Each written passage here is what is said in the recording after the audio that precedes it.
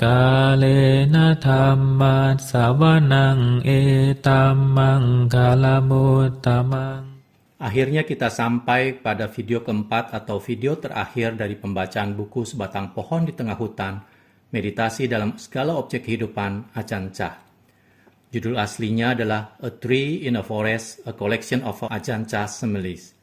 Penerjemah Badra Wajra Heng Tuan, penerbit Karania, cetakan keempat, November 2010. Sebatang Pohon di Tengah Hutan, Meditasi dalam Segala Objek Kehidupan, Ajahn Chah. Cicak. Sutra memberikan kita sebuah perumpamaan tentang seseorang yang mencoba menangkap seekor cicak yang telah masuk ke dalam sarang rayap.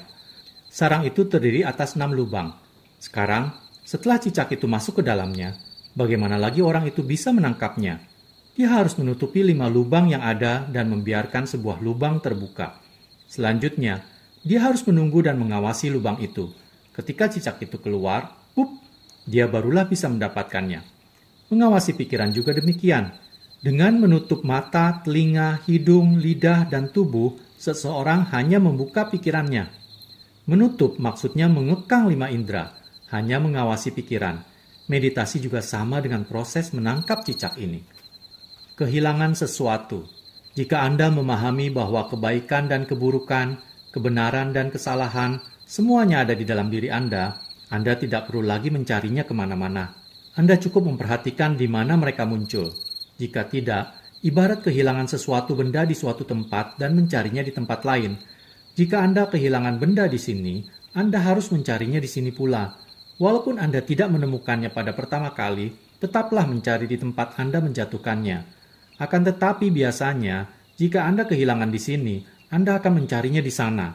Kapankah Anda akan menemukannya? Perbuatan baik dan jahat ada di dalam diri Anda. Suatu ketika, Anda akan melihatnya. Waspadalah. Daun teratai. Buddha mengatakan bahwa orang-orang yang telah mencapai pencerahan berada jauh dari kekotoran batin. Ini tidak berarti bahwa mereka membebaskan diri dari kekotoran batin. Mereka sama sekali tidak demikian. Kekotoran batin masih tetap ada. Beliau membandingkannya dengan daun teratai yang ada di kolam. Daun dan air muncul bersama-sama. Keduanya berhubungan. Tetapi daun tidak menjadi basah. Air itu bisa diibaratkan dengan kekotoran batin dan daun teratai berupa pikiran yang mencapai pencerahan. Pikiran seseorang yang berlatih tidak akan lari kemana-mana. Pikiran itu ada pada tempatnya. Kebaikan dan kejahatan, kebahagiaan dan ketidakbahagiaan, kebenaran dan kesalahan, semuanya muncul dan mereka mengetahuinya. Akan tetapi, mereka tidak membiarkannya membasahi pikiran mereka. Dengan kata lain, mereka tidak melekat pada apapun. Teratai. Kita bisa mengumpamakan pikiran dengan teratai di tengah kolam. Beberapa di antara teratai itu masih menempel dengan lumpur. Ada yang tumbuh dari lumpur tetapi masih berada di dalam air. Ada yang sudah mencapai permukaan air dan ada yang sudah berbunga. Teratai manakah yang Anda inginkan? Jika Anda ingin berada di bawah air, berhati-hatilah. Ikan dan kura-kura bisa menggigit Anda. Segumpal es. Bagaimana tubuh ini mengalami kemunduran? Amatilah segumpal es batu. Asalnya hanyalah air. Kita membukukannya dan jadilah es untuk sementara. Selanjutnya es itu akan mencair dan kembali menjadi air lagi.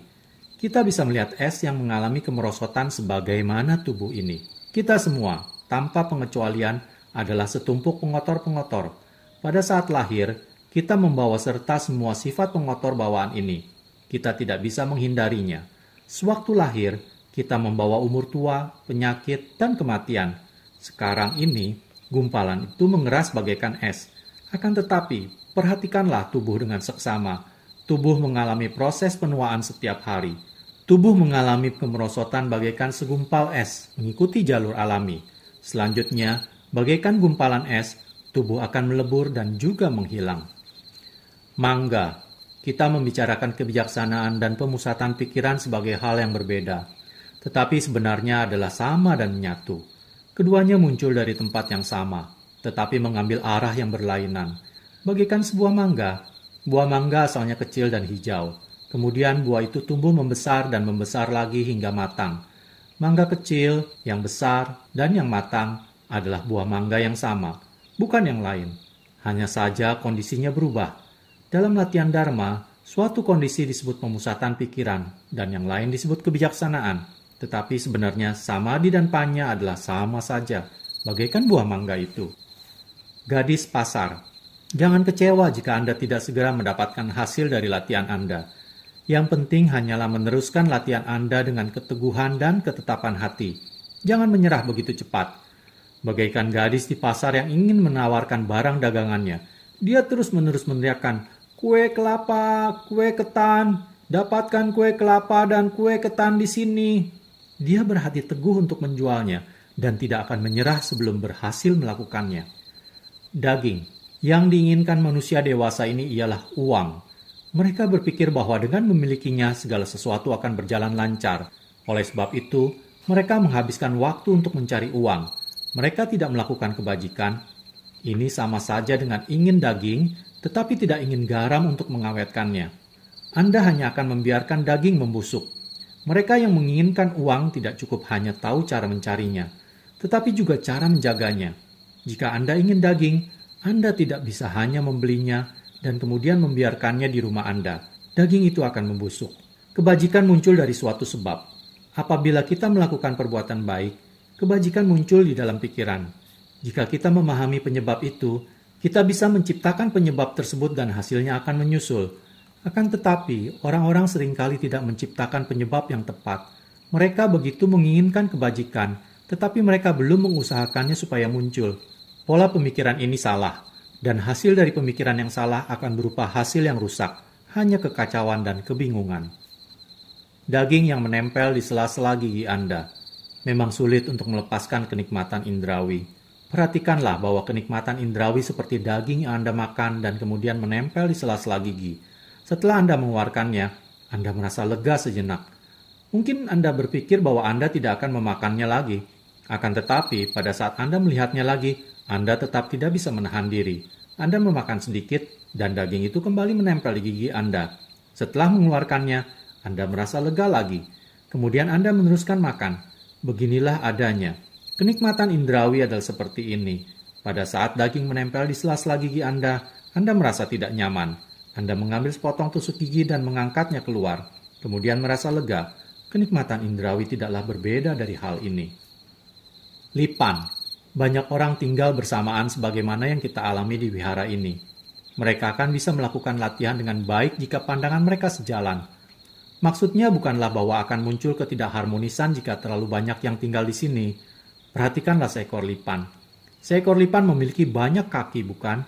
Dengan memperhatikannya, Anda akan merasakan bahwa berjalan dengan kaki sebanyak itu akan menyulitkan. Tetapi ternyata tidak. Kaki-kaki itu mengikuti irama dan susunan yang teratur. Latihan kita juga sama.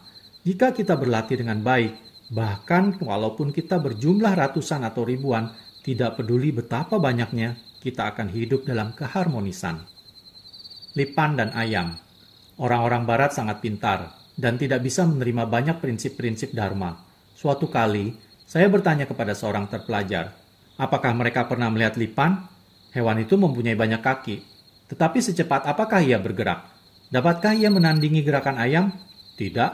Walaupun ayam hanya mempunyai 2 buah kaki, bagaimana mungkin hewan berkaki sebanyak itu tidak bisa berjalan lebih cepat dari ayam? Uang, lilin, dan kotoran ayam. Peraturan dan konvensi ditetapkan untuk membuat segala sesuatu menjadi teratur. Hanya itu tujuannya. Marilah mengambil uang sebagai contohnya. Di zaman dahulu kala, orang-orang menggunakan harta benda untuk dijadikan alat penukar. Akan tetapi, mereka sukar menyimpannya, sehingga mereka mulai menggunakan uang logam dan uang kertas. Mungkin di masa yang akan datang, akan ada peraturan yang menyatakan bahwa gumpalan lilin atau kotoran ayam bisa digunakan sebagai alat penukar yang sah. Dengan demikian, orang-orang akan mulai bertengkar dan saling membunuh demi lilin atau kotoran ayam. Beginilah adanya. Kita menggunakan uang hanya karena kita telah menetapkannya fungsinya demikian. Alat penukar itu adalah uang, karena kita menginginkannya begitu. Tetapi sebenarnya apakah uang itu? Tidak ada yang bisa menjawabnya. Pada saat ada persetujuan umum tentang sesuatu, konvensi akan muncul untuk memenuhi permintaan itu. Dunia hanyalah konvensi belaka. Akan tetapi, sulit sekali mengharapkan umat awam memahaminya. Uang, rumah, keluarga, anak-anak, dan sanak saudara kita hanyalah konvensi yang telah kita temukan. Dan kita benar-benar percaya bahwa itu semua adalah milik kita. Tetapi dengan meninjaunya dari segi dharma, semua itu bukanlah milik kita. Pada saat kita berpikir demikianlah, kita menjadi menderita. Monyet. Pada saat kita tahu bahwa sifat pikiran adalah berubah-ubah, kita akan memahaminya. Kita harus tahu bahwa pada saat pikiran berpikir secara baik dan buruk, pikiran itu berubah setiap waktu. Jika kita memahami hal ini, bahkan pada saat berpikir, kita bisa tenang. Contohnya, andaikan di rumah Anda memelihara seekor monyet. Monyet tidak bisa diam untuk jangka waktu yang lama. Mereka suka meloncat-loncat dan merebut benda-benda. Itulah sifat monyet. Sekarang, Anda datang ke wihara dan melihat monyet-monyet di sini. Mereka juga tidak diam saja, bukan? Mereka meloncat ke sana ke sini juga, tetapi tidak mengganggu Anda. Mengapa mereka tidak mengganggu Anda? Karena Anda memelihara monyet juga di rumah sehingga Anda tahu bagaimana sifat mereka. Jika Anda mengetahui sifat seekor monyet, tidak peduli berapa banyak daerah yang Anda jelajahi, tidak peduli berapa banyak monyet yang Anda jumpai, Anda tidak akan merasa terganggu olehnya karena Anda adalah orang yang telah memahami tingkah laku monyet. Jika kita memahami monyet, kita tidak akan menjadi seperti monyet. Jika kita tidak memahami monyet, kita mungkin bisa menyerupai salah satunya. Pada saat kita melihatnya meraih ini dan merebut itu, kita berteriak, "Hei!" Kita marah. Akan tetapi, jika kita memahami sifat monyet, kita akan melihat bahwa monyet yang ada di rumah dan wihara adalah sama saja. Mengapa kita harus merasa terganggu olehnya? Dengan memahami sifat monyet itu, kita akan menjadi tenang. Sarang semut merah. Kenikmatan indrawi bagaikan sebuah sarang yang penuh dengan semut merah. Kita memungut sebatang kayu dan mengusik sarang itu sehingga semut-semut berhamburan keluar, merayapi kayu itu dan mencapai wajah kita, menggigit mata dan telinga kita. Walaupun demikian, kita tidak melihat bahaya yang kita hadapi. Di dalam ajaran Buddha, dikatakan bahwa jika kita telah mengetahui bahaya yang mengancam dari sesuatu, bagaimanapun bagusnya benda itu terlihat, kita akan sadar bahwa itu berbahaya. Segala sesuatu yang unsur bahayanya belum terlihat oleh kita anggap sebagai sesuatu yang baik. Jika kita belum melihat unsur bahaya dari sesuatu, kita tidak akan bisa melepaskan diri darinya. Nenek tua. Kebanyakan orang menunggu hingga mereka tua, barulah mulai pergi ke wihara dan mempraktikkan dharma. Mengapa mereka membiarkannya hingga usia mereka sudah tua? Ibarat seorang nenek tua, Anda katakan, "Oma, marilah kita ke wihara." "Oh, pergilah," jawabnya. "Telinga saya sudah tidak bisa mendengar dengan jelas lagi." Anda paham apa yang saya maksudkan? Pada waktu pendengarannya masih baik, apa yang didengarnya? Akhirnya, apabila dia benar-benar pergi ke wihara, dia mendengarkan khotbah tetapi tidak memahami apa yang didengarnya. Jangan tunggu hingga Anda telah tua, barulah mulai berpikir untuk mempraktikkan dharma. Pembohong tua. Kebiasaan kita senantiasa berusaha menipu kita. Tetapi jika kita menyadarinya, kita akhirnya akan bisa mengabaikannya semua. Ibarat seorang tua yang selalu datang dan menceritakan kebohongan yang sama kepada kita. Pada saat kita mengetahuinya, kita tidak akan mempercayainya lagi. Akan tetapi dibutuhkan waktu yang lama untuk menyadarinya karena penipuan sedang berlangsung selama itu. Permadani tua. Jika kita melihat segala sesuatu sebagai hal yang tidak kekal, nilainya pun akan memudar. Segala sesuatu menjadi tidak penting. Mengapa kita harus bergantung pada hal-hal yang tidak bernilai? Kita harus memperlakukan segala sesuatu sebagaimana kita lakukan pada permadani tua yang kita gunakan hanya untuk melap kaki kita. Kita menilai sama semua perasaan karena semuanya mempunyai sifat yang sama, yaitu tidak pasti. Penanam padi. Berlatihlah dengan konsisten dan tidak tergesa-gesa bagaikan cara orang bekerja di sawah. Pertama-tama, mereka bekerja dengan begitu keras dan kemudian mereka berhenti. Mereka bahkan tidak lagi menyentuh peralatan kerjanya. Mereka hanya pergi dan meninggalkannya.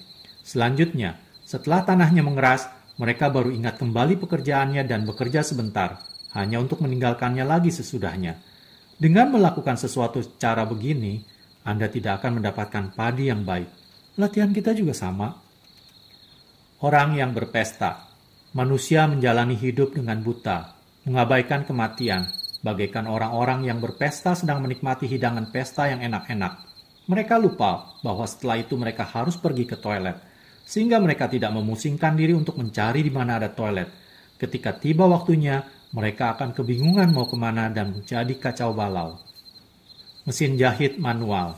Pada saat duduk bermeditasi, kita cukup memperhatikan nafas saja. kita tidak mencoba mengendalikannya. Jika kita memaksakan nafas kita untuk menjadi panjang atau pendek, kita tidak akan merasakan keseimbangan dan pikiran kita tidak akan tenang. Kita cukup hanya membiarkan nafas berlangsung secara alami. Ibarat menggunakan mesin jahit manual, kita tidak bisa memaksakan genjotannya. Kita menginjaknya dan membiarkannya bergerak. Jika kita memaksanya, hasil jahitan tidak akan mulus dan bagus. Jadi, sebelum kita mulai menjahit, pertama-tama berlatihlah menggenjot untuk mengatur koordinasi kita dengan baik. Selanjutnya, mesin akan bekerja dengan semestinya. Memperhatikan nafas juga sama halnya. Kita tidak perlu peduli dengan panjang atau pendeknya, kuat atau lemahnya. Kita hanya merasakannya. Kita membiarkannya berlangsung secara alami dan mengikutinya. Sepotong kue. Jika Anda masih merasakan kebahagiaan dan penderitaan, Anda bukanlah seseorang yang telah sempurna. Sama halnya dengan memakan sepotong kue kesukaan Anda. Tetapi sebelum Anda menghabisinya, potongan kue itu jatuh. Anda menyesalkannya, bukan? Ketika merasa kesal, Anda menderita, bukan? Jadi, Anda harus membuang kebahagiaan maupun penderitaan. Itu hanyalah makanan bagi mereka yang belum sempurna. Dalam kebenaran, kebahagiaan adalah penderitaan yang menyamar, tetapi berada dalam bentuk yang sedemikian halus sehingga Anda tidak merasakannya. Jika Anda melekat pada kebahagiaan, sama saja dengan Anda melekat pada penderitaan, tetapi Anda tidak menyadarinya. Jadi, berhati-hatilah. Apabila kebahagiaan muncul, jangan terlalu menikmatinya.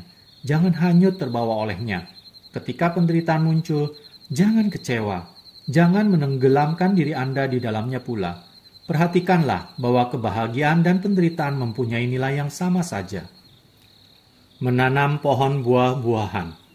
Latihan kita bisa disamakan dengan menanam pohon buah-buahan.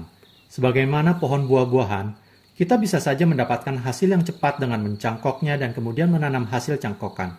Tetapi pohon yang dihasilkan tidak akan bertahan lama dan kokoh. Cara lain ialah dengan mengambil benihnya dan menanamnya hingga tumbuh menjadi pohon. Dengan begini, pohon itu akan kuat dan bertahan lama. Demikian pula lah latihan kita. Jarum beracun. Ada dua jenis penderitaan. Penderitaan biasa dan penderitaan luar biasa. Penderitaan biasa ialah penderitaan yang merupakan sifat bawaan alami semua bentuk kehidupan. Penderitaan luar biasa ialah penderitaan yang menyusup dari luar. Marilah kita perhatikan perbedaannya. Dengan mengambil contoh, andaikan Anda sakit dan pergi berobat ke dokter, dokter itu bermaksud menyuntik Anda. Ketika jarum menembus kulit, terasa sedikit sakit, yang biasa saja. Ketika jarum ditarik, rasa sakit itu pun menghilang. Ini bagaikan penderitaan yang biasa. Tidak ada masalah. Semua orang mengalaminya. Penderitaan yang luar biasa adalah penderitaan yang muncul dari melekat pada benda-benda. Ini bagaikan mendapat jarum suntikan yang berisi racun. Ini bukan lagi penderitaan yang biasa. Ini adalah penderitaan yang akan berakhir dengan kematian. Pena yang berharga. Jika Anda tidak memahami apakah damai itu, Anda tidak akan berhasil menemukannya. Sebagai contoh, andaikan Anda memiliki pena yang sangat berharga yang selalu Anda letakkan pada kantong kemeja Anda. Akan tetapi, suatu waktu Anda meletakkannya di tempat lain dan lupa. Kemudian ketika Anda mencarinya di tempat yang biasanya Anda letakkan, pena itu tidak ada di sana. Anda terkejut. Anda sangka pena itu hilang. Anda terkejut karena pemahaman yang salah. Anda tidak melihat kebenaran akan sesuatu dan Anda menderita sebagai akibatnya. Apapun yang Anda kerjakan, Anda tidak bisa berhenti menyesali kehilangan pena itu. Sungguh memalukan, saya menghabiskan begitu banyak uang untuk membelinya, dan sekarang pena itu hilang. Akan tetapi, kemudian Anda ingat, oh iya, ketika saya mau mandi, saya meletakkannya di saku belakang celana. Pada saat ingat akan ini, Anda menjadi agak tenang. Bahkan walaupun Anda belum menemukan pena itu, Anda tidak lagi mengkhawatirkannya. Dan ketika Anda berjalan, Anda meraba saku belakang celana Anda, dan pena itu ada di sana. Pikiran Anda mengelabui Anda setiap saat. Kekhawatiran muncul dari ketidaktahuan Anda. Sekarang, setelah menemukan pena Anda tidak lagi cemas. Ketenangan ini muncul pada saat Anda mengetahui penyebab masalah Anda, penyebab penderitaan. Segera setelah Anda mengingat bahwa pena Anda ada di saku belakang, penderitaan Anda berakhir. Mengetahui kebenaran akan membawakan ketenangan. Harimau yang marah. Hati kita ini bagaikan seekor harimau marah yang berada di dalam sangkar. Jika hewan itu tidak berhasil mendapatkan apa yang diinginkannya, ia akan mengaum-ngaum dan mengganggu. Ia akan dijinakkan dengan meditasi. Kekotoran batin kita juga bagaikan harimau yang sedang marah. Harimau ini harus kita tempatkan di dalam sangkar yang terbuat dari kesadaran, energi, kesabaran, dan keteguhan hati.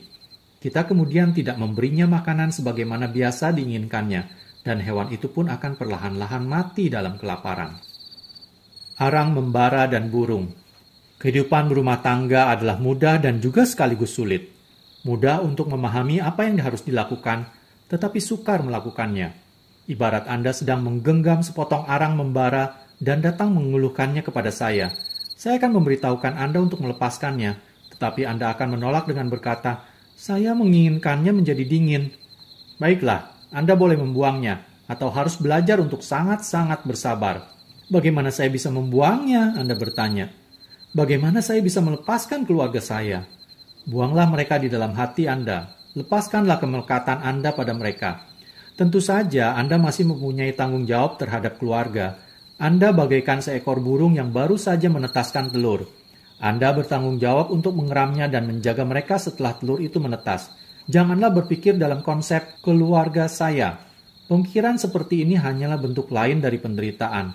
Jangan berpikir bahwa kebahagiaan Anda bergantung pada hidup menyendiri maupun hidup bersama dengan orang lain. Hiduplah di dalam Dharma dan temukan kebahagiaan sejati. Monyet yang tidak pernah diam. Pikiran yang tidak terkendalikan bagaikan seekor monyet yang tidak pernah diam. Melompat ke sini dan ke sana seenaknya. Anda harus belajar mengendalikannya. Perhatikanlah sifat sebenarnya dari pikiran. Tidak kekal, tidak memuaskan, dan kosong. Janganlah mengikutinya melompat-lompat sembarangan. Belajarlah menguasainya. Ikatlah dengan rantai. Biarkanlah hewan itu menjadi kelelahan dan lemas. Selanjutnya, Anda akan memiliki monyet mati. Dan akhirnya Anda akan berada dalam ketenangan. Sungai dan anak sungai. Ketika manusia memasuki anak sungai Dharma, semuanya adalah sama.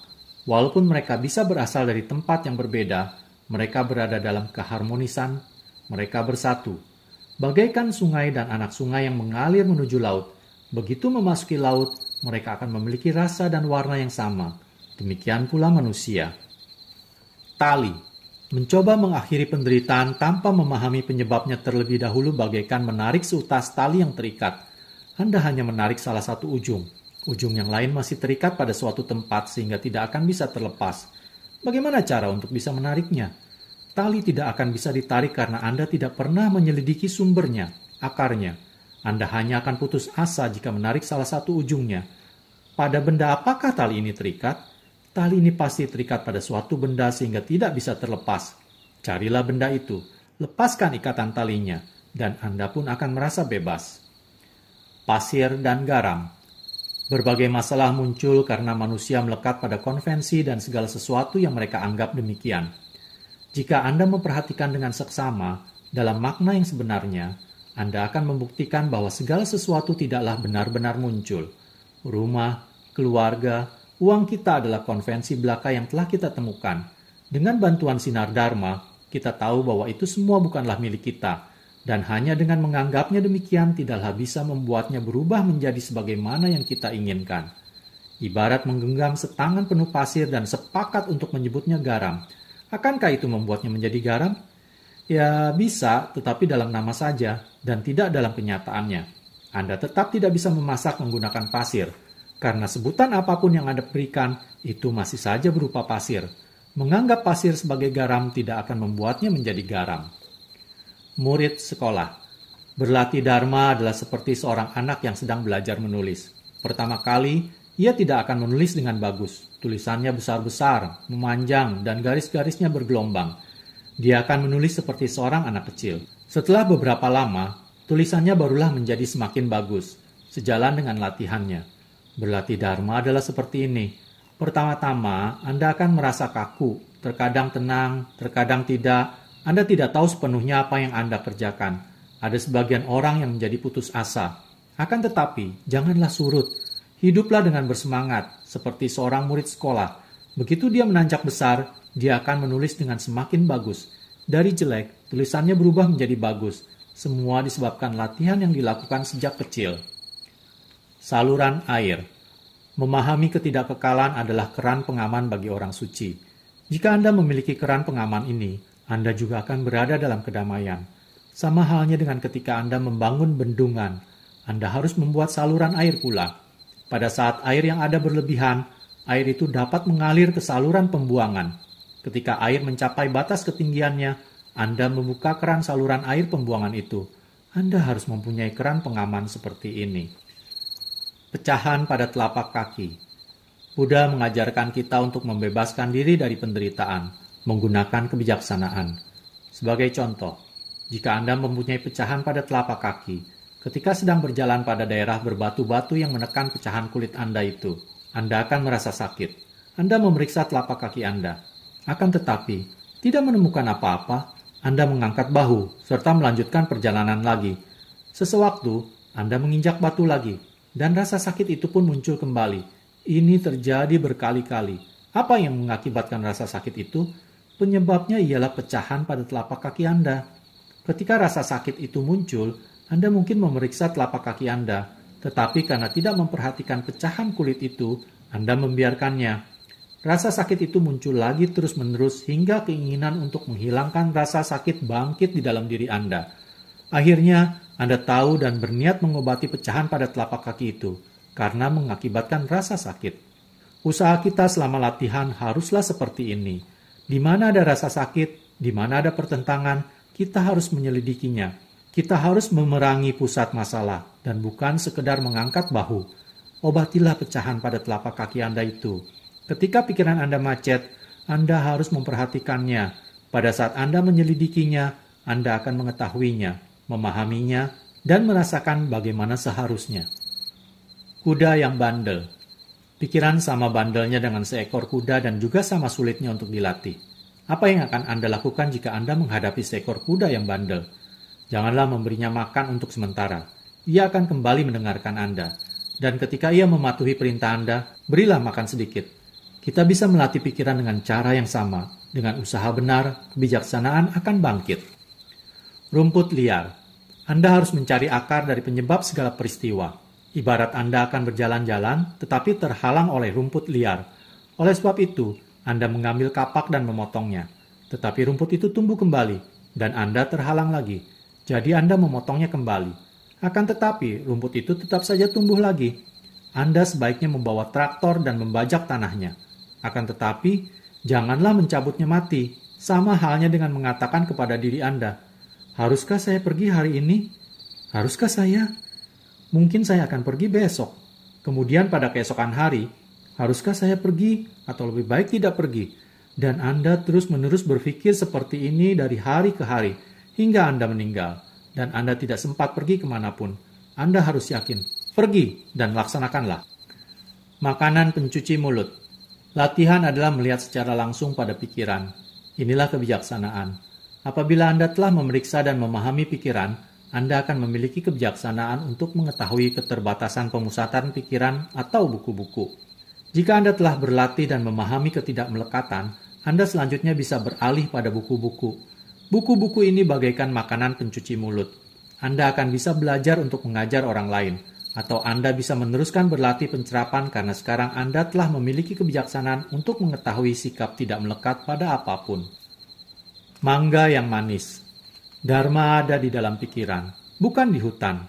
Jangan percaya pada orang lain. Dengarlah apa kata pikiran Anda. Anda tidak perlu pergi dan mencari ke tempat lain. Kebijaksanaan ada di dalam diri Anda, bagaikan sebuah mangga matang yang manis yang berada di tengah-tengah buah mangga yang masih muda. Pepaya manis. Kekotoran batin bisa menjadi bermanfaat jika dimanfaatkan dengan terampil.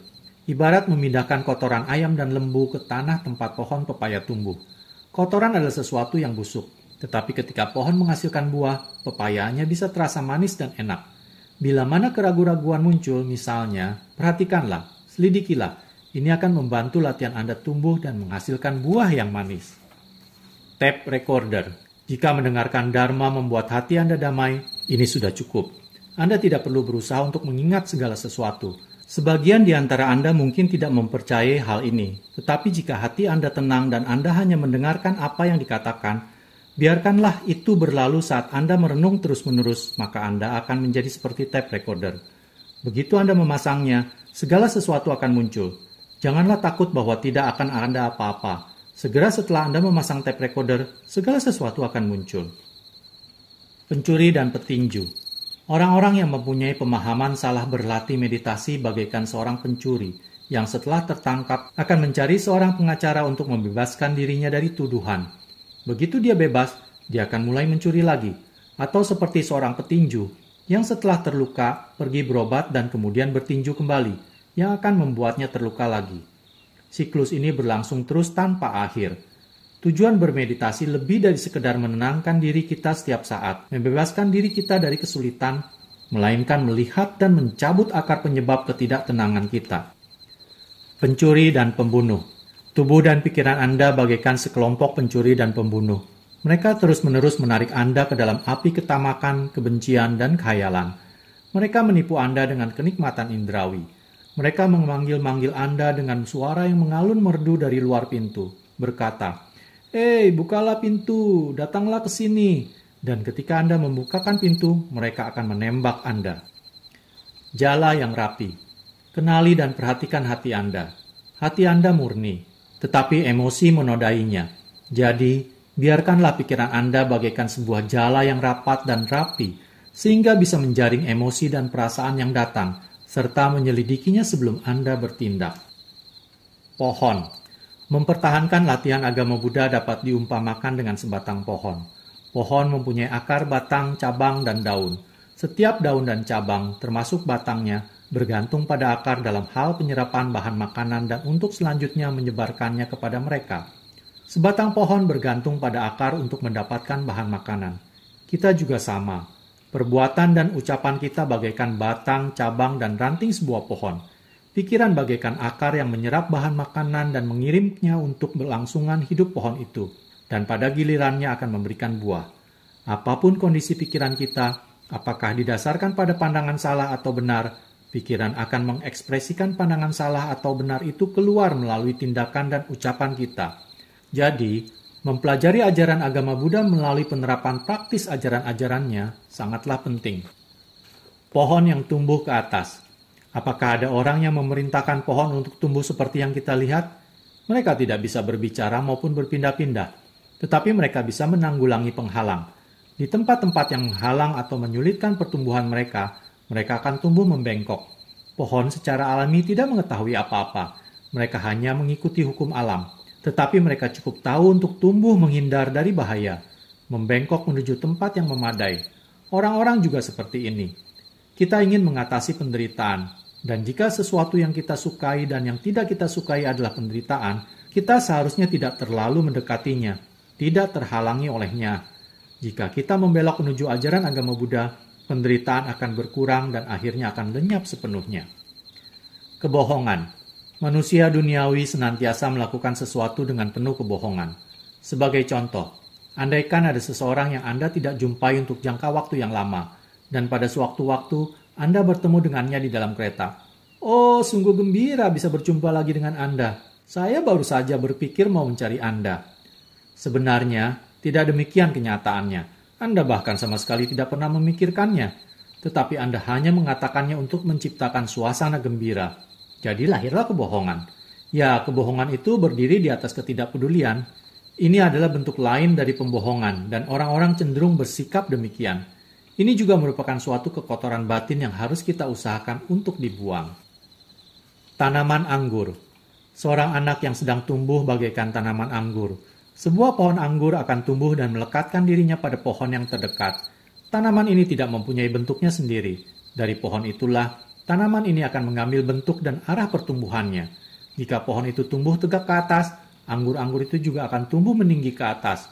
Jika pohon itu membengkok dan miring, demikian pula tanaman anggur itu.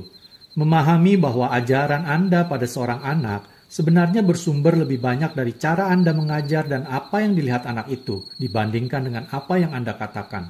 Jadi latihan Anda tidak hanya menyangkut diri Anda, tetapi anak Anda dan orang-orang yang berada di sekitar Anda. Bunga bangkai. Kebanyakan orang yang telah duduk di bangku perguruan tinggi dan mencapai gelar kesarjanaan serta telah sukses merasakan bahwa ada yang kurang di dalam hidup mereka. Walaupun mereka berpikiran canggih dan maju, hati mereka masih penuh dengan pikiran picik dan keraguan-raguan, bagaikan seekor burung bangkai yang terbang cukup tinggi di angkasa, Tetapi dari manakah ia mendapatkan makanan? Air di dalam tempayan. Jika kita terus-menerus merenung selama bermeditasi, energi kita akan bangkit. Ini sama seperti air di dalam tempayan. Kita mengisi air ke dalamnya dan meletakkannya dengan tegak. Kita senantiasa mengisi air supaya jentik-jentik yang ada di dalamnya tidak mati. Berusaha dan melakukan latihan kita sehari-hari sama seperti ini. Kita harus menjaganya agar tetap tegak. Kerbau air. Pikiran kita mengikuti objek-objek indera dan mengejarnya kemanapun mereka pergi. Walaupun tidak satu pun dari objek-objek indera itu penting, semuanya tidak kekal, tidak memuaskan, dan kosong. Pada saat mereka muncul, amati dan lihatlah apa yang terjadi. Ibarat menjaga seekor kerbau di tengah sawah. Ketika seseorang menjaga kerbau, ia membiarkannya berjalan dengan bebas. Tetapi ia memperhatikannya. Jika kerbau itu mendekati tanaman padi, orang itu akan meneriakinya, dan kerbau itu pun akan berpindah tempat. Jika hewan itu tidak mempedulikannya, ia akan mencambuknya. Orang yang menjaga kerbau itu tidak bisa tidur, atau ia akan bangun dengan melihat semua tanaman padi telah habis dimakan oleh hewan itu. Pikiran kita bagaikan kerbau, dan objek-objek indera bagaikan tanaman padi. Seseorang yang mengetahui adalah pemiliknya. Ketika mengamati pikiran, pemilik memperhatikan segala sesuatu. Ia memahami bagaimana kondisi pikiran apabila mengikuti objek-objek indera, dan bagaimana kondisinya jika tidak mengikutinya. Ketika orang yang mengetahui itu mengamati pikiran seperti ini, kebijaksanaan akan muncul. Ketika pikiran menjumpai suatu objek, pikiran akan melekat.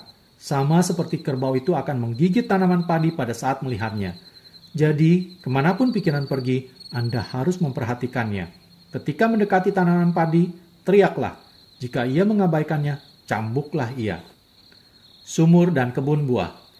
Anda harus berusaha untuk menemukan kedamaian di dalam dunia. Sama halnya dengan menimba air dari sumur. Air sudah ada, tetapi Anda harus menimbanya. Atau seperti sebuah kebun buah yang telah berbuah. Buah-buah itu sudah ada, tetapi Anda harus memetiknya. Buah-buah dan air itu tidak bisa langsung masuk ke mulut Anda. Balok kayu. Seseorang tidak bisa memisahkan samatha dan vipassana.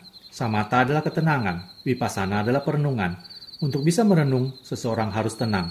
Dan untuk bisa tenang, seseorang harus merenung untuk mengenali pikiran.